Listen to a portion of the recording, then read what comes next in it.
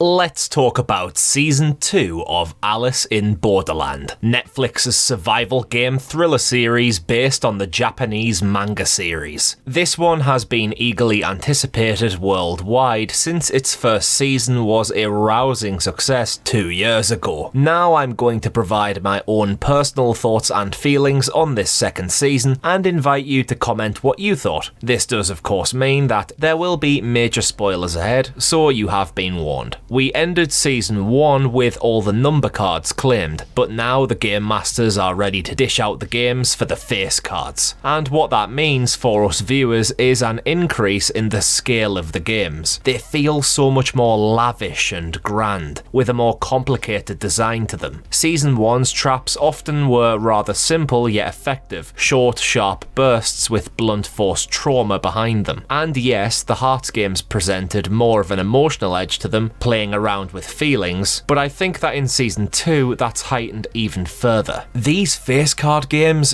goodness me, the design and execution of them on screen was just fantastic, considering that some of them run across multiple episodes in the same way Season 1's Witch Hunt did. Season 2 kicks off like a bullet, rapid pace, dropping you right back into the action with the King of Spades game, which lasts across the whole series, wherein a masked shooter guns down countless players without them even being aware if they're part of a game or not at first. This set piece in episode 1 to kick the game off was stunning, with the killer being rarely seen, only the impacts of their bullets. It gave me the same kind of feeling as The Last of Us 2 sniper mission. In fact, side note, the design of the overgrown city reminded me a lot of the overgrown Seattle as well, and the little breather moment we had with the elephants was kinda similar to what happened with the giraffes in the first Last of Us game. Nice. It was all out chaos from a minute into the first episode, and that made me well aware that Season 2 was not going to mess about. The first fully performed game we witness is Osmosis, which I honestly believe could become a thing played in real life minus the death elements. The numerous layers to the rules of the game kept adding further complexity to the design, leading to well over an hour's worth of strategy and tactics. Explaining them here would take up like 5 minutes of the review, but it boils down to earning points from finding items and touching opponents to steal their points, and if your points drop into a negative, you get a precision laser through the noggin. Spicy. The entire enemy team here is led by the naked King of Clubs. Man, the conversations they had with Arisu and his fellow friends at times were seriously gripping. The shipping container arena, the game concept, the non-action moments of people talking about Borderland and their experiences within it, it all led to, in my opinion, a start to Season 2 that surpassed anything from Season 1, even the Wolf game. But the best thing about Osmosis is how it tests the player's outlooks on life. It tests Arisu's belief system in relation to how his team's points are distributed at the start of the game, but more importantly, it tests his honorability as a person, something which the King of Clubs challenges. And this theme continues through to other games, like the prison game where Chishiya along with 19 other players are placed into solitary confinement wearing neck braces. Every day the back of the brace shows a certain suit which can only be read by another player. This is where the series took an even deeper turn and made the crux of the game surround trustworthiness, something seen in later games like the beauty contest. When lives are on the line, who is willing to be truthful and who is willing to lie to whittle down the numbers closer to victory? Because yes, none of the players can participate, in which case they die. All of the players can be truthful, in which case they'll stay in the game indefinitely. So if one of the players is a rogue placed into the group as the Jack of Hearts, that'd shake things up a little bit. Tell you what though, the one thing that did bug my mind a little bit about the prison game, if I was in that game, I'd want everyone to say the name of the suit back to me simultaneously. Not one say it and then a group of people agree like what happens here. I'd defo be forcing a 3 count out of these people, or I'd be going wild. But I suppose that's the point of the game. At the vital point you can receive the information you need to survive, your back is turned. Anything could be going on behind your back, such as signalling, which actually does occur in the game here in a cleverly done fashion. Yeah man, Season 2's opening games I thought were handled well, though at a couple points I did sort of say to myself, well if I were there I'd do this. But then as the games progressed, they kinda had every possible out covered in some way. There may still be some issues in the games that I haven't picked up on, so feel free to comment down below if you thought of any significant plot holes in any of the games. Before I get into any more of the games, I must say that the character development is a lot stronger this time around. Arisu and Usagi's affection for one another is more fleshed out, Chishiya is given more screen time to be a badass, the entire episode contained character arc of Tata was executed really well. Right across the board, it felt like it stepped up a gear in this department, particularly when we got further flashback sequences of Arisu with Shota and Karube, a true testament to how impactful they were at the start of Season 1. But it's those returning characters that ultimately, after a few more games, such as the Checkmate game, which was really cool, and the Beauty Contest game, which was a game of wits and maths, begin to truly pull the curtain on exactly what Borderland is, in a series of multiple twists and turns. There are shocking moments relating to the King of Spades, providing the most visceral and knuckle-popping action of the show, with several main characters being destroyed to within an inch of their lives. But when we finally bypass this into the final game, the Queen of Hearts, the journey ahead in this last episode bends the reality we've spent 16 episodes in to unimaginable points. The way in which the Queen reveals what the reality of Borderland is before pulling the rug as just a joke, not once but multiple times, was not only a brilliant piece of self-awareness when doing these kind of revelations in these kind of shows, but it also pinballed the narrative all over the place. Usually I'd be annoyed by this, thinking it's trying to be pretentious, but here I loved the black comedy of it and enjoyed the Queens toying around with Arisu and Usagi, intending to throw them off the scent into not realising if their circumstances are real or fake, which becomes the main challenge of the final game. Plus the way that this final game mimics the croquet portion of the Alice in Wonderland story was a lovely touch, but it's a frighteningly low-key end to the games. There's no final deaths here, just participate and you're good. Yes, of course, the Queen does try to catch Arisu off guard here and make him quit the game with mind games, the most emotional of all the Hearts games, but in the end it's a somber yet simple ending to the madness that we've ensued. Yes, there's trickery afoot, but the actual game is just nice and relaxing. Ironic compared to how the other games have been set up. The whole reason we are given for what exactly Borderland is, after we've had the multiple rug pulls by the Queen, was pretty well handled in my opinion. A meteor shower hit Tokyo, injuring and killing many, with those who were in Borderland being those who temporarily died, including Arisu, whose heart stopped for a minute. However, the Joker card on the table at the end signifies to me that even this resolution is likely not real, and may too be a game in itself, this new world being a joke. I haven't delved into the history of Alice in Borderland other than the Netflix show, so there may be an explanation there in the manga series. I don't really want to look it up in case I spoil something, because I'm really enjoying this show, but I felt here that this isn't the end for the show, and in fact the Joker is out there somewhere making all of our characters think that they're out of the game when they're probably still in it. Is it a game within a game? Nevertheless, I loved this ending. The emotional side to the story relating to survivors' guilt was so well handled, with many lines here getting some tears out of me, being all sensitive and that. And everything in general about Season 2 was so much more rounded. The characters, the games, the spectacle, the world, the deeper meanings, the emotions, everything got cranked up to another level, and I still believe there's another game or two to come. Overall, I loved Season 2 more than the first, but I'd love to hear your opinion too for what you thought of it in the comments below. Until the next game, if we ever see it, I've been Connor from Unleash the Ghouls, and we shall see you next time for another